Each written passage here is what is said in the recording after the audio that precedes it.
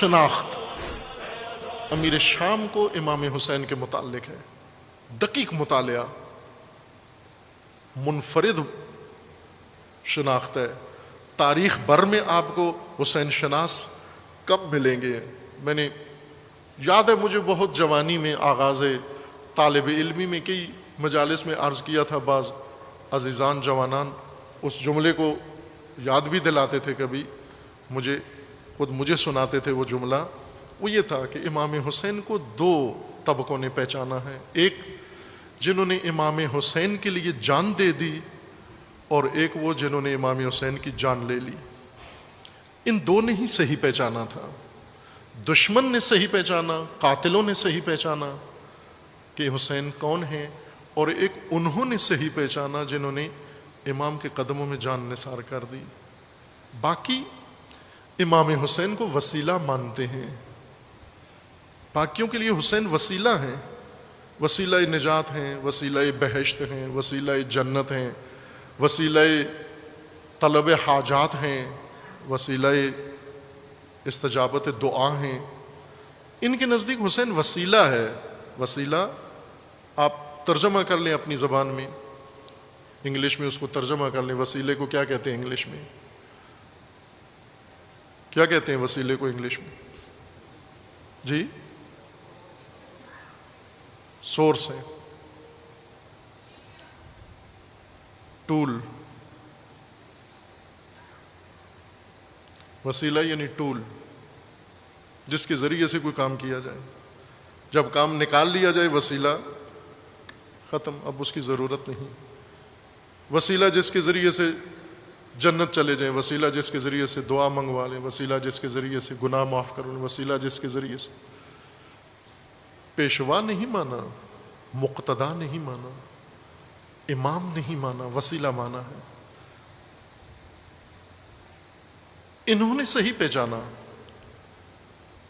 معاویہ نے دقیق پہچانا، اور پہچان کر اپنی ساری جماعت کو بریفنگ دی، پارٹی کو بتایا کہ میں مرنے والا ہوں، اور میرے بعد تمہارے ساتھ کیا ہونے والا ہے اور کون ہے تم سمجھ نہیں سکتے۔ اور حقیقت تھی کہ باقی بنو امیہ کو یہ اندازہ نہیں تھا سید الشہداء کا، اور سید الشہداء کے بارے میں یہ اندازہ سید الشہداء کے ساتھ رہنے والے روزمرہ کے ساتھیوں کو بھی نہیں تھا۔ سید الشہداء کے ساتھ جو دن رات ایک گزارتے تھے اور ہمیشہ اکٹھے دیکھے جاتے تھے، سید الشہداء کے قریبی ترین ساتھیوں میں سے وہ عبداللہ ابن جعفر ہیں، جناب زینب اولیاء کے شوہر نامدار۔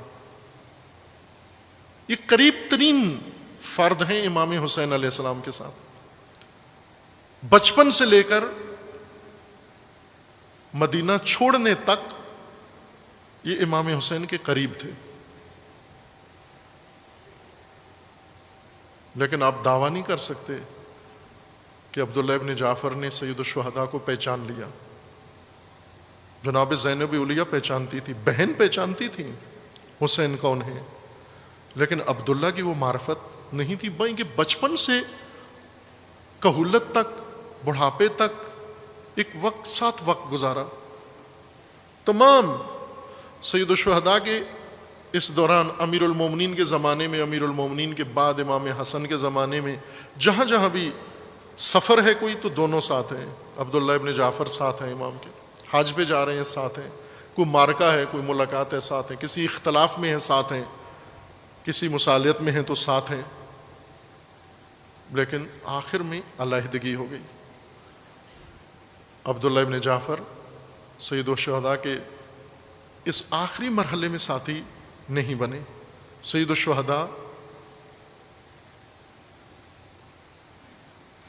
دعویٰ نہیں کر سکتے آپ کہ ان سے بہتر کوئی پہچان سکتا ہے ان شہداء کے علاوہ، ان بیویوں کے علاوہ۔ اور یہ دشمن، یہ کینہ توز دشمن، یہ سیاسی ماڈل معاویہ تمام دنیا کی سیاست کا ماڈل ہے۔ آج آپ کو جتنی سیاست نظر آ رہی ہے اپنے ملک کے اندر، جمہوریت کی شکل میں ہو، آمریت کی شکل میں ہو، ملوکیت کی شکل میں ہو، جس شکل میں ہو، رول ماڈل اس کا معاویہ ہے. پڑھتے ہیں باقاعدہ سیاستدان، مطالعہ کرتے ہیں. سیاست کی دنیا میں چونکہ تشیع نفرت کی نگاہ سے دیکھتا ہے اس ماڈل کو، سیاستدان نفرت کی نگاہ سے نہیں دیکھتے. وہ یہ دیکھتے ہیں کہ کامیاب سیاستدان دنیا میں کون گزرے ہیں.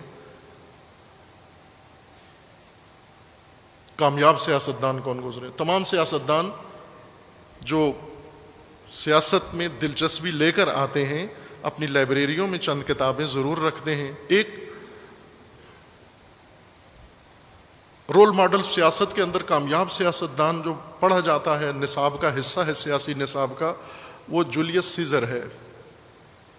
قیصر روم کامیاب ترین سیاستدانوں میں اس کو نصاب کا، پولیٹیکل سائنس کا سب سے اہم رول ماڈل ہے جولیس سیزر. اس کے بعد یہ پڑھتے ہیں کامیاب سیاستدان کے طور پر خصوصاً وہ سیاستدان جن کو اقتدار نزدیک نظر نہ آ رہا ہو، قریب نظر نہ آ رہا ہو، دور ہو. دور ہدف تک پہنچنے کے لیے کہاں سے کس اسٹریٹجی پر چل کر ہم اقتدار کی کرسی پر بیٹھ سکتے ہیں، ان کے لیے یہ رول ماڈل ہے سیاست کا. پڑھتے ہیں باقاعدہ سیاست. بعضوں نے تو کہا بھی ہے کہ ہمیں اگر اقتدار ملے تو ہم معاویہ کی حکومت، وہ طرز حکومت قائم کریں گے. یہاں پر کھل کے کہا ہے، اسی ملک میں کہا ہے.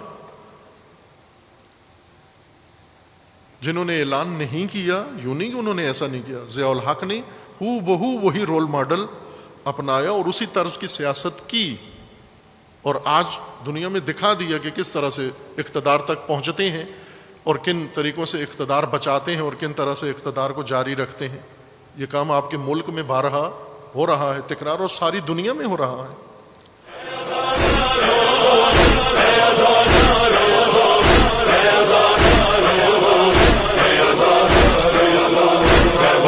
حق ہے بتاتے جاؤ، جان بے خوف لٹاتے جاؤ.